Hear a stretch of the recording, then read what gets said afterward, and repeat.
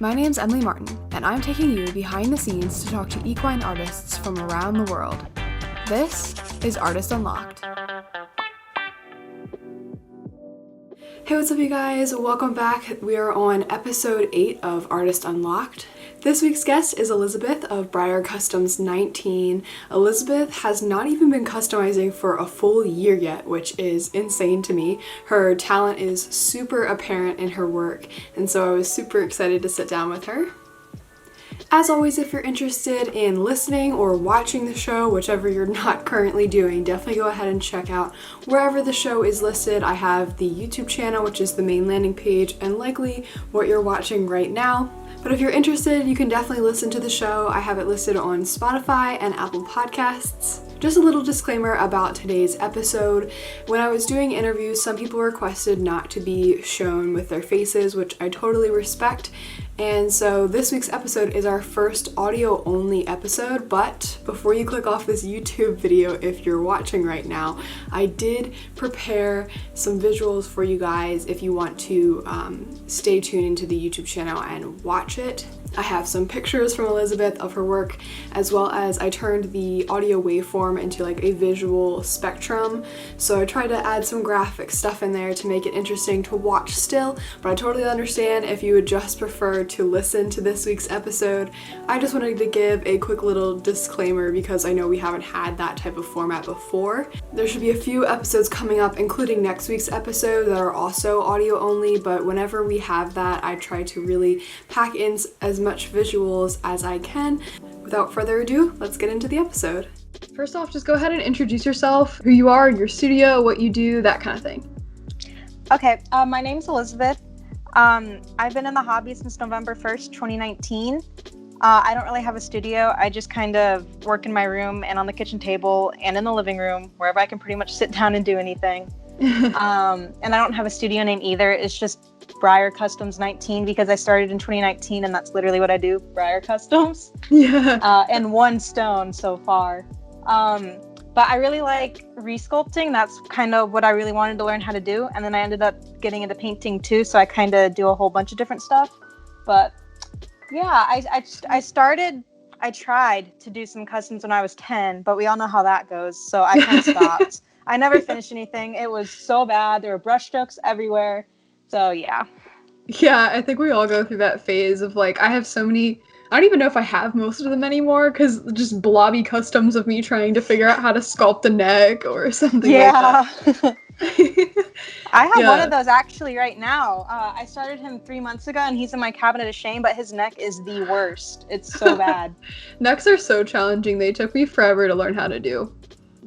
Even if you've done 1,000 necks, everyone is a little different. Yeah, I totally agree. There are some like positions that I'm still kind of just like, to me it's just, there's so much going on there. It's hard to figure out like how to emulate that in a way that doesn't look too bulky. But so you said you started like in 2019, so you haven't even been doing it officially for a full year yet? No, I think it's like 6 months and a week or something like that, if that's how the dates line up.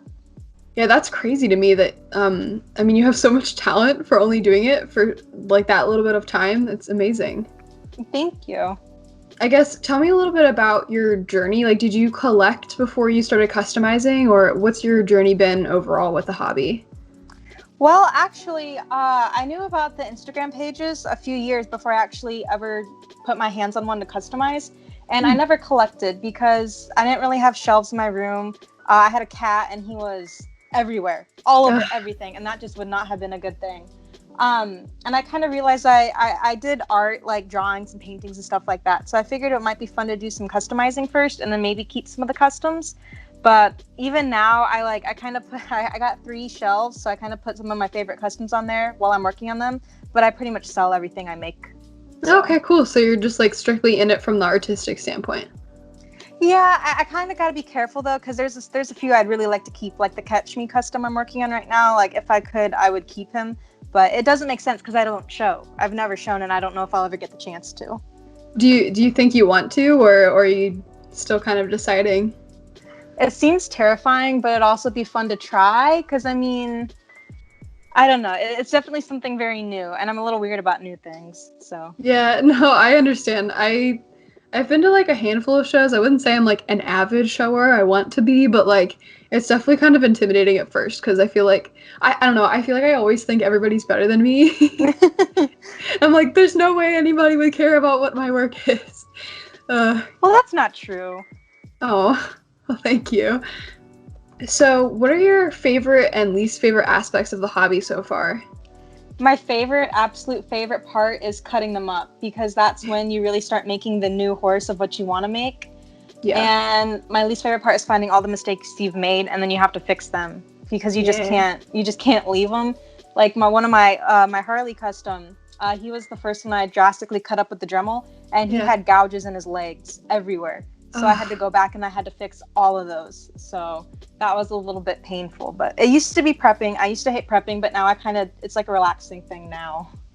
Yeah, I feel like I'm sort of in the transition of being okay with prepping. It's like normally my least favorite part just because I feel like I can never get it quite right. But lately I feel like I don't know, I just have accepted that it just takes time and it can be relaxing, especially if you get to like prep outside. Yeah, we know what happened when I prepped outside. yeah, yeah. Attack of the geese. Did they just steal your headphones and like run off with them? What happened? So I kind of like to play some Netflix on my laptop, just kind of outside. And I went in to grab some grapes. And the problem is they love sensations in their mouth, like they nibble. Like geese, they will chew. They've chewed all the insulation off the pipes outside because they just like chewing things. So they saw these headphones and they yanked them out of the laptop and they drug them off and then they chewed them up. Wow. So, yeah, rude. They were really bad. Oh my gosh. So do you have any like, I guess it might be hard if you know, I know you've only been in the hobby like a short amount of time, but do you have any like best moments so far for you? I think my best moment was I have a G1 drafter I've been working on, and I cut off its head, cut off its neck, made the armature, put the neck on in an hour. And it's not a bad neck. It's not like, you know, the best neck in the world, but it's leaps and bounds above what I could have done 6 months ago. And I think it's pretty cool to realize that I have a method that works pretty well for me. Yeah, that's awesome. I definitely think, so before you got into the hobby, you said you had known about the Instagram side of things. Had you been kind of like studying it from afar for a while before you started? Yeah, pretty much. Because I had my own horse, so I was kind of doing like, you know, the jumping thing. But, you know, it's kind of hard to do like the horse thing and college at the same time. So I kind of figured I might need something eventually that's a little step removed from the real horse thing. Yeah. And I kind of thought that what was going on Instagram was pretty cool because I thought it was so cool how people could like completely transform one of the models I might have had when I was 10, like a bluegrass bandit or an Iticus or something like that, if I said their names right. Yeah, I think that a lot of the molds are totally up for interpretation. I've heard them pronounced so many different ways. But yeah, I feel you with the college thing. I graduate in the fall and it's so hard to juggle. Even just like the hobby part in college sometimes is like stressful enough, but like it just sucks because I feel like our whole lives we're being trained to go to school and like that is like the end all be all. When in reality I would much rather be like in the studio sculpting instead of working on homework. That's kind of, I realized that was a slight problem in the spring semester. And then when everything went online, I was like, I'm going to have to really be careful because I'll just spend all day sculpting. And that's how I got a commission done, like sculpted in a few days and then painted in like 2 days. I got a traditional painted in 2 days because I had nothing else to do. Wow. So that was something. Yeah. So you take commissions then, and so you do like a combination of primarily sales pieces and commissions? Right now it's just sales pieces. I've taken on like a few commissions just so I can get my feet in the water or whatever it's called. Because commissions scare me to death, like really badly. So I'm just kind of trying to get over that fear. But I was thinking of maybe doing some commissions later in the summer when I have some more time. And I have a lot of traditional bodies that need new homes and need an idea for them. So yeah, commissions are super daunting for me too. It's like, I don't know, for me, I think it takes some of the relaxation out of it because it's like this pressure of like needing to make it, you know, beautiful for somebody else. But yeah, I'm trying to get over that fear too. Yeah, it's definitely rough because I try to make everything as good as I can, and sometimes it just doesn't happen. It just does not go very well, and you're like, this is supposed to be this, and it's not this. Oh my god, the person's gonna hate it. But Yeah. I haven't had anything like majorly bad yet. Like, knock on wood. So. I'm sure it'll be okay. I think the majority of people in the hobby are very accepting and accommodating of things like that. So I guess moving into kind of like your studio, I know you said you don't really have an official studio, and I think there's something cool about that. Tell me about your process when you go to create. So funny story. 3 years ago, I bought a lamp for my dorm room, and I never, ever, ever used it. But now, wherever I sit down to work, that lamp comes with me. So wherever the lamp is, that's pretty much where I end up working for the day. So right now, it's in my room, but I think I'll move it out to the living room because I have a few horses to prep. But I have my bedroom, the living room, the kitchen, and let's just say I have to do a lot of sweeping and a lot of vacuuming and a lot of dusting from all this primer getting everywhere, like from sanding and stuff like that. Yeah, it's definitely messy. That's like, I dream of the day where I can even just have like a dedicated room where I can just kind of be messy because my current studio is in my room, and Mm-hmm. so I always feel like I'm constantly having to kind of make sure I don't get too much dust everywhere and things like that. But cool. So what mediums do you primarily work in? For sculpting or painting? I guess both. You can go into both. Okay, so something I found that's really interesting was I started with epoxy sculpt, and that worked. It's what I much prefer for necks and stuff like that because epoxy sculpt blends into itself much better than Magic Sculpt did for me. Yes. But I have epoxy sculpt for necks and pretty much Magic Sculpt for everything else. Like Magic Sculpt is the best for manes, tails, and forelocks for me because it's so elastic and it's kind of like you can get it to mold really well. And I guess that's it. I guess those are the only two epoxies I use. And then for painting, I like to use acrylics like Vallejo, Model Air, and a little bit of Golden Fluid. Golden Fluid has a really interesting texture, though. It's much smoother and a little gummier, so it works really well for Pearlex. But it's definitely different. Vallejo is a little more matte. I kind of like Vallejo a little more. And then I use pastels. I want to try to use oils, but that I don't know how people do it. I don't know how they don't get brush strokes or anything like that. I forgot to mention, but I use an airbrush for all of like my base coats and stuff like that, and for shading and stuff. And I'm telling you, if you make a mistake with an overspray, you don't have any time to wipe that off or anything like that. If you're doing like a white mane on a dark horse, let's just say I've had personal experience with that one. Oh man, yeah, that's frustrating for sure. Do you have any, like, either for both sculpting or painting, any favorite tools that you like to use?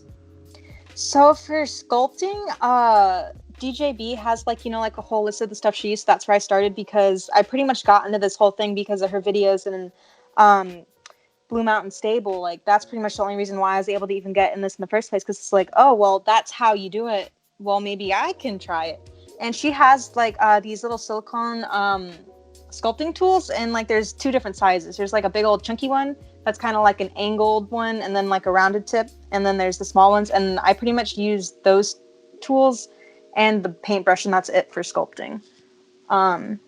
But there's also these cool metal ball tools that I ended up really liking for necks because your fingers can only mash clay in so much without getting fingernail marks and everything and stuff like that.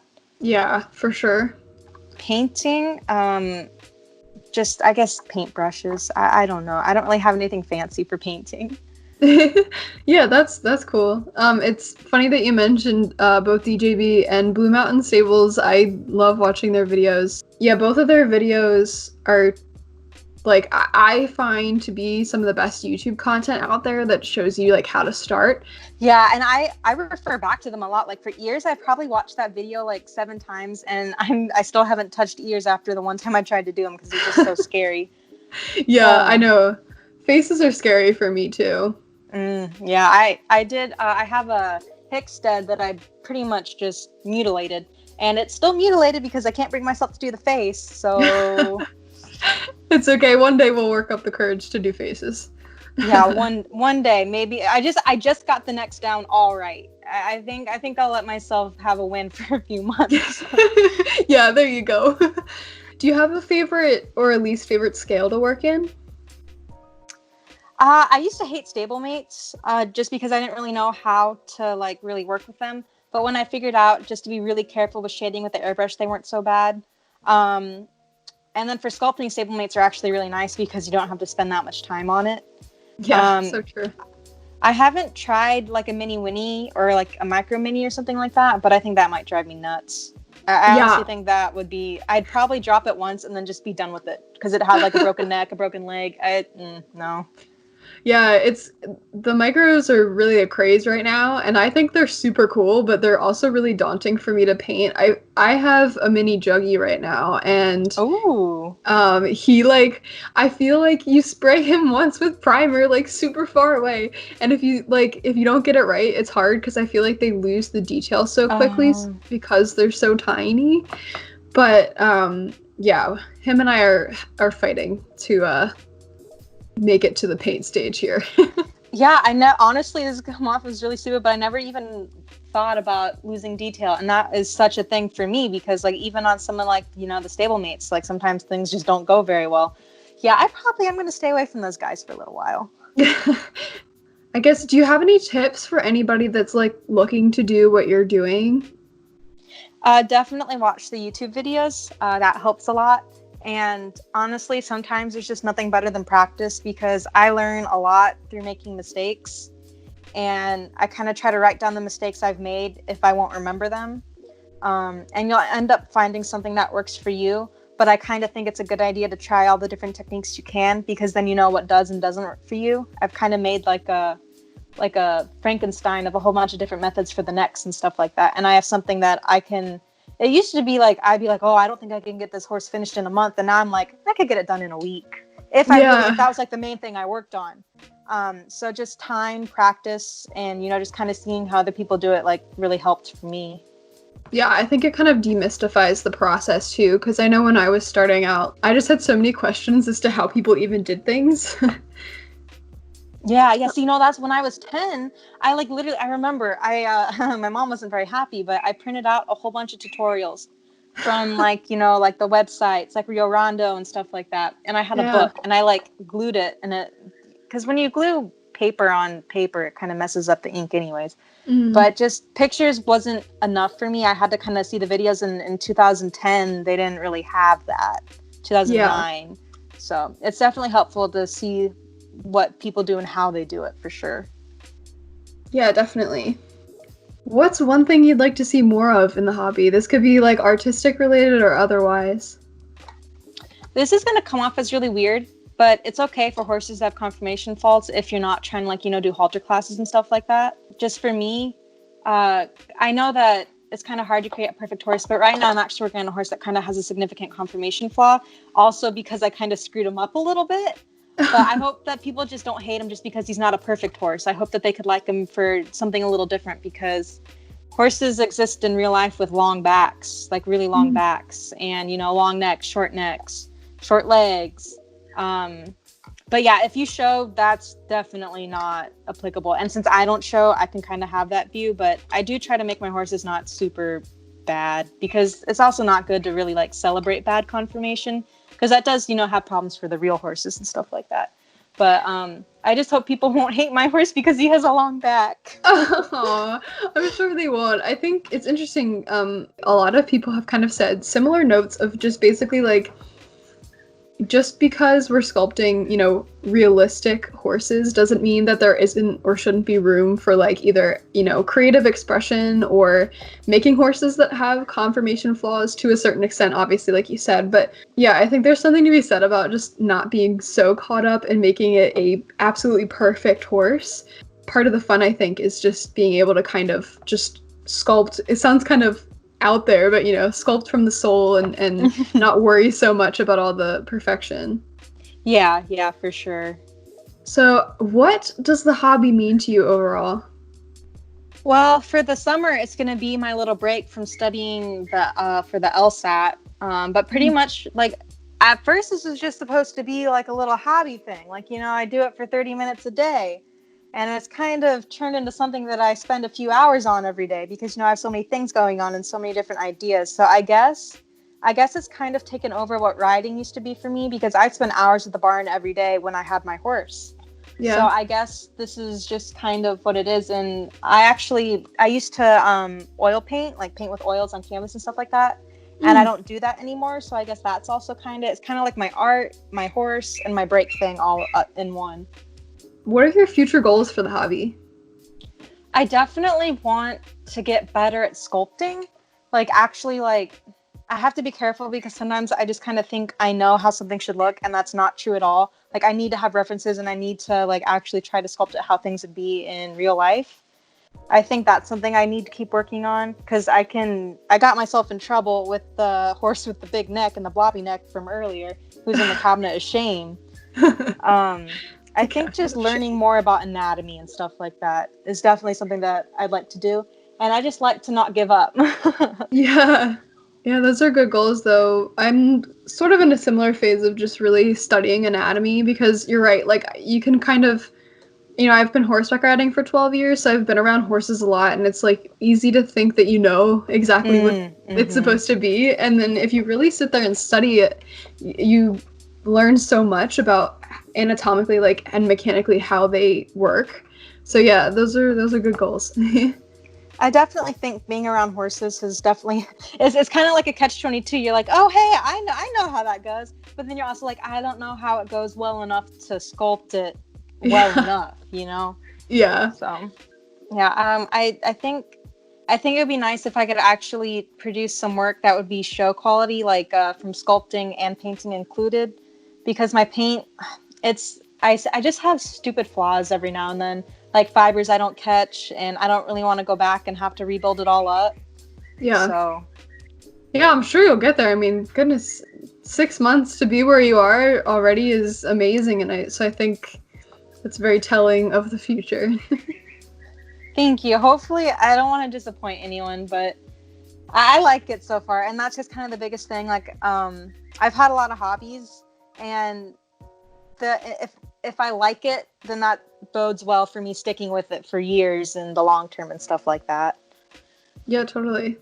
I just want to give you kind of the end here to plug your work. Any, social media pages you want people to go check out, anything that you want people to be aware of coming up for you, things like that. Feel free to go ahead and plug yourself. Okay, cool. Free advertising. Yeah. I could use some of that. So I have an Instagram. That's pretty much where I started, and that's like the only thing I really have, because I actually do kind of want to keep this separate from my real life, because I don't feel comfortable with people knowing about this, because I've had some bad experiences before with people, like, making fun of me and stuff like that. Like, honestly, it's really like sad, but it's true. So Yeah, it's just I'm nice to have my sorry. own thing, and then I don't have to worry about it. But my Instagram is Breyer.Customs19. That's just kind of where I post things. I try to post fairly often, but sometimes that just doesn't work out. But I always post my sale horses to here, works in progress. There's one picture of the 2 goslings with some resins in the background, because that's also when I got goslings and my first resins. So, I mean, I guess that's the only like non-horse thing you're going to see. And I post also sales. I kind of post to model horse sales pages, some of the Facebook groups, but Instagram is my main thing. And if you like seeing Breyer sculpts, you should definitely check me out, because I have a lot of this going on. I don't even know how many traditional bodies I have anymore, because I got in a problem where if they were a good deal, I'd buy them. Yes. So I'd have one of every mold, and that works really well for head swapping, because if like, oh, hey, well, how would this horse look with this head? I just, put them next to each other. But I probably have 30 right now, and they're not duplicates. It's kind of a problem right now. So all of those have to find homes eventually if you're interested. And it includes a Roxy, a Latigo, Lipizzaner Mare, Andalusian, Flash. Yeah, it just goes on. Wow. And on. Yeah, definitely go check her out if you're looking for any of those. Alright, that was the episode. Thank you guys so much for watching. I will have any of the tools and materials, as well as the 2 YouTube channels mentioned, DJB and Blue Mountain Stables. All of that stuff will be linked in the description, so you guys can check it out if you're interested. I definitely agree with Elizabeth. If you're looking to start out, those videos are a really good place to start.